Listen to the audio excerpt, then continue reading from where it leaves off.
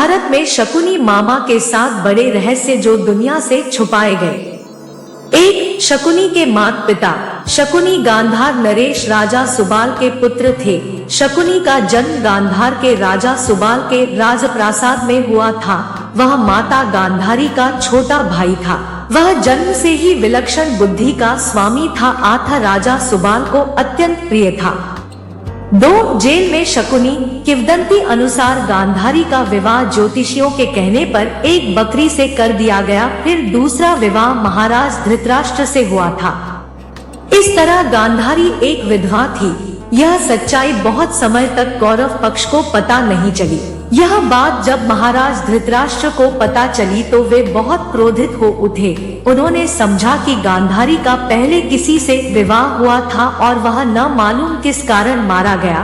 धृतराष्ट्र के मन में इसको लेकर दुख उत्पन्न हुआ और उन्होंने इसका दोषी गांधारी के पिता राजा सुबाल को माना। धृतराष्ट्र ने गांधारी के पिता राजा सुबाल को पूरे परिवार सहित कारागार में डाल दिया।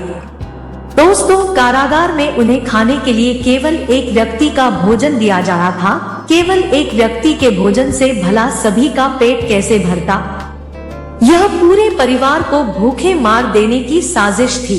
राजा सुबाल ने यह निर्णय लिया कि वह यह भोजन केवल उनके सबसे छोटे पुत्र को ही दिया जाए ताकि उनके परिवार में से कोई तो जीवित बच सके, और वह था शकुनी। यह भी कहा जाता है कि विवाह के समय गांधारी के साथ उनका भाई शकुनी और आयु में बड़ी उनकी एक सखी हस्तिनापुर आई थी और दोनों ही यही रह गए थे। 3. जेल से मुक्त हुआ शकुनी। एक एक करके सुबाल के सभी पुत्र मरने लगे। सब लोग अपने हिस्से का चावल शकुनी को देते थे ताकि वह जीवित रहकर कौरवों का नाश कर सके। सुबाल ने अपने सबसे छोटे बेटे शकुनी को प्रतिशोध के लिए तैयार किया। मृत्यु से पहले सुबाल ने धृतराष्ट्र से शकुनी को छोड़ने की विनती की, जो धृतराष्ट्र ने मान ली थी। राजा सुबाल के सबसे छोटे पुत्र कोई और नहीं बल्कि शकुनी ही थे। शकुनी ने अपनी आंखों के सामने अपने परिवार का अंत होते हुए देखा और अंत में शकुनी जिंदा बच गए। जब कौरवों में वरिष्ठ युवराज दुर्योधन ने यह देखा कि केवल शकुनी ही जीवित बचे हैं, तो उन्होंने पिता की आज्ञा से उसे क्षमा करते हुए अपने देश वापस लौट जाने या फिर हस्तिनापुर में ही रहकर अपना राज देखने को कहा। शकुनी ने हस्तिनापुर में रुकने का निर्णय लिया। 4. बदले की भावना। कौरवों को छल व कपट की राह सिखाने वाले शकुनी उन्हें पांडवों का विनाश करने में पग पग पर मदद करते थे, लेकिन उनके मन में कौरवों के लिए केवल बदले की भावना थी। क्योंकि धृतराष्ट्र ने शकुनी के संपूर्ण परिवार को जेल में डाल दिया था और उनको बस मुट्ठी भर अनाज ही खाने को दिया जाता था, शकुनी ने अपने पूरे परिवार को जेल में भूख से अपनी आंखों के सामने खत्म होते हुए देखा था। आप सोच सकते हैं कि उसके मन में किसके लिए क्या होगा और वह किसके लिए क्या करेगा। कहते हैं कि शकुनी ने प्रतिशोध लिया था, लेकिन यह कितना सही है यह तो शकुनी ही बता सकते हैं, क्योंकि कोई भी व्यक्ति नहीं चाहेगा कि वह अपनी बहन के परिवार को नष्ट करने का षड्यंत्र रचे, या हो सकता है कि वह चाहे भी। 5. शकुनी बना मंत्री। शकुनी ने हस्तिनापुर में सबका विश्वास जीत लिया और 100 कौरवों का अभिभावक बन बैठा। अपने विश्वासपूर्ण कार्यों के चलते दुर्योधन ने शकुनी को अपना मंत्री नियुक्त कर लिया। सर्वप्रथम उसने गांधारी व धृतराष्ट्र को अपने वश में करके धृतराष्ट्र के भाई पांडु के विरुद्ध षड्यंत्र रचने और राजसिंहासन पर धृतराष्ट्र का आधिपत्य जमाने को कहा।